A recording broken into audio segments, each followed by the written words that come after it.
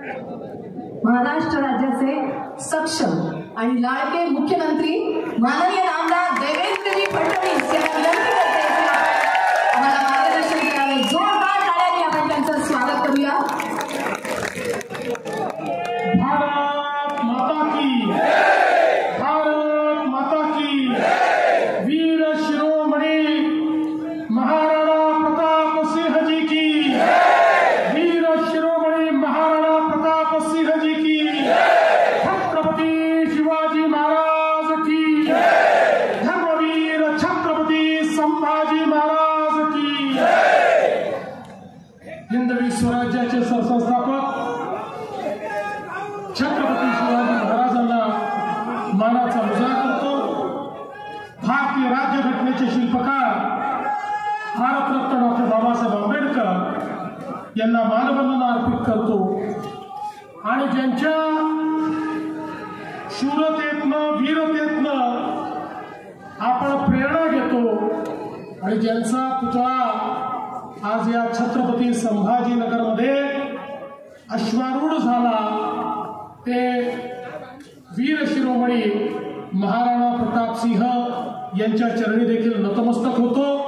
आज या पुतळ्याच्या अनावरणाकरता आपल्यामध्ये उपस्थित असलेले भारताचे कणखर रक्षा मंत्री जे खऱ्या अर्थानं महाराणा प्रताप सिंहजी आणि छत्रपती शिवाजी महाराज यांनी दाखवलेल्या मार्गाने चालत एक सशक्त भारताचं रक्षण करतायत असे आमचे माननीय श्री राजनाथ सिंहजी। आपले छत्रपती संभाजीनगरचे पण राजस्थानचे गव्हर्नर आदरणीय हरिभाऊ बागडेजी याच परंपरेला पुढे नेणारे आमचे सहकारी मंत्री जयकुमार रावलजी आणि विशेषतः या कार्यक्रमाकरता या ठिकाणी आलेले मेवाड नरेश लक्षराज सिंहजी, आमचे सहकारी अतुल सावेजी, संजय सिरसाटजी, अंबादास दानवेजी, डॉक्टर भागवत करारजी, सांदीपन भुमरेजी, नारायण कुचेजी, प्रशांत गंबजी, संजय केळेकरजी, प्रदीप जयस्वालजी, त्याचप्रमाणे अनुराधाताई चव्हाण, कृपाशंकर सिंहजी, दिलीप गावडेजी, प्रवीण पवारजी, श्री दिलीप स्वामीजी, जी श्रीकांत, श्री पवन सिंग, श्री गुराळकर आणि या ठिकाणी उपस्थित सर्व माझ्या देशभक्त भगिनी आणि बंधूंनो,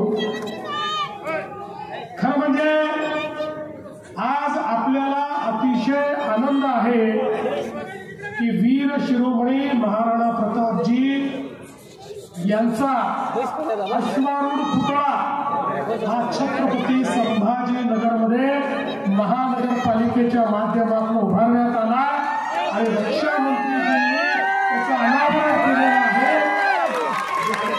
संजय भाऊंनी सांगितलं खरं आहे, हे छत्रपती संभाजीनगर आहे, एकीकडे छत्रपती शिवाजी महाराज आहेत आणि दुसरीकडे वीर शिरोमणी महाराणा प्रताप आहे, त्यामुळे प्रेरणेची कुठली कमतरता या ठिकाणी नाही।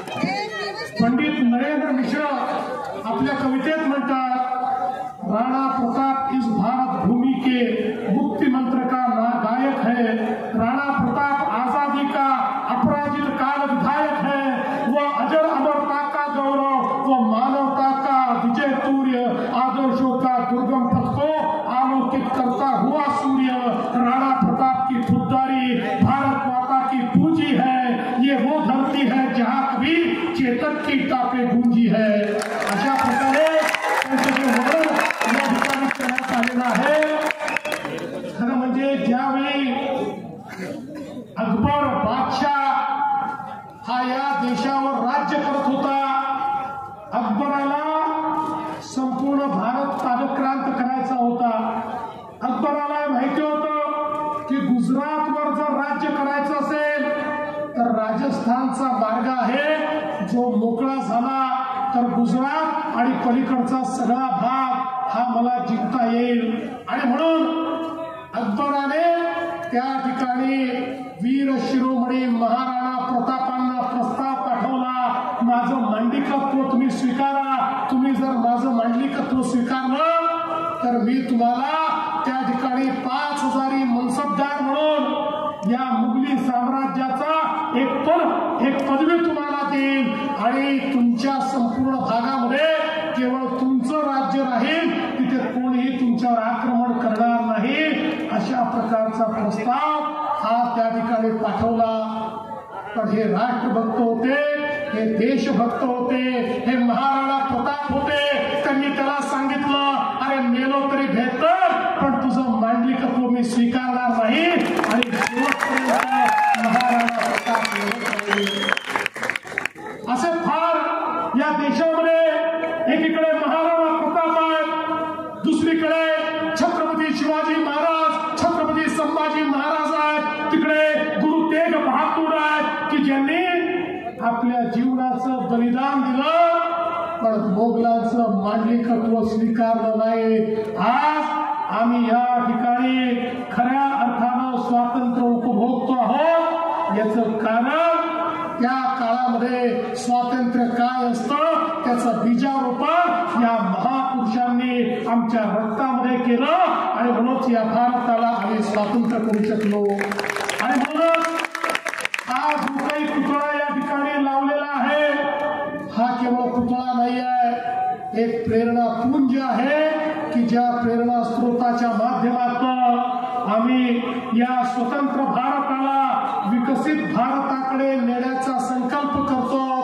देशाचे प्रधानमंत्री माननीय नरेंद्र मोदीजी यांच्या नेतृत्वात एक पुन्हा सांस्कृतिक पुनरुत्थान चाललेलं आहे.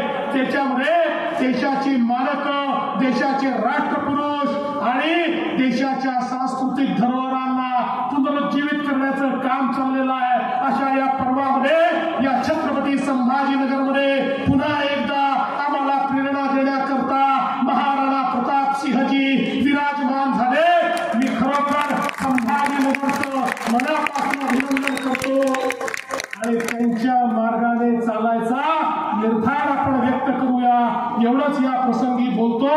पुन्हा एकदा महानगरपालिकेचं मनापासून अभिनंदन करतो आणि आपल्या संभाजीनगरच्या वतीनं माननीय राजनाथ सिंगजींचं मनापासून स्वागत करून माझे 2 शब्द संपवतो. धन्यवाद. जय हिंद, जय महाराष्ट्र. छत्रपती शिवाजी महाराज की जय.